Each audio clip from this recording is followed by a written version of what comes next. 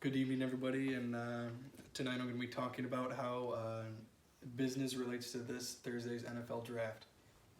Now, I know you're thinking, sports, business, all they care about is just how good a team is or something like this, but behind the scenes, it's just business, and you have to be a great leader, and I'm going to talk about that.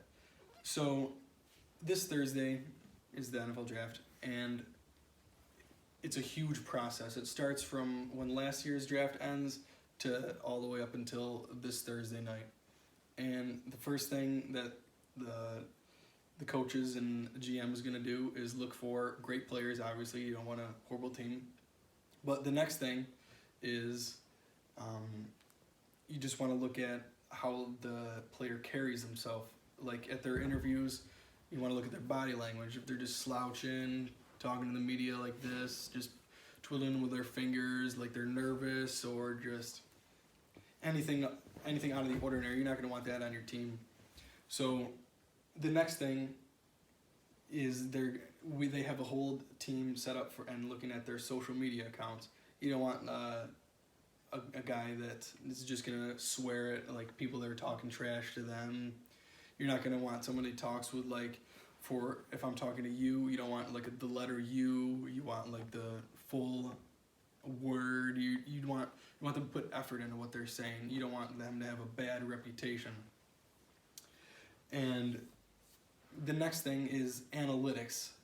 Analytics are huge. There's so many people that go out there and just look by the numbers. You got to have good completion percentage. You got to have how many interceptions you can get. You got to have the numbers, and that's what people do. So the Bills have the number 12 pick in the draft this year, and that means that 11 great players are going to go before them.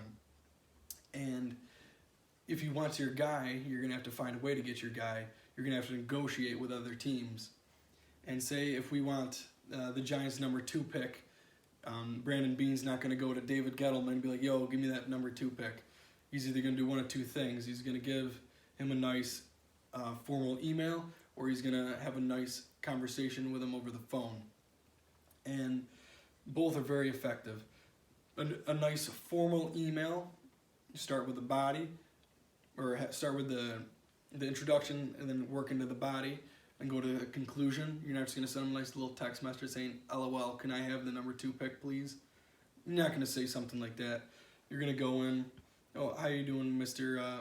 Gettleman? Heard the weather down there in New Jersey's not very good.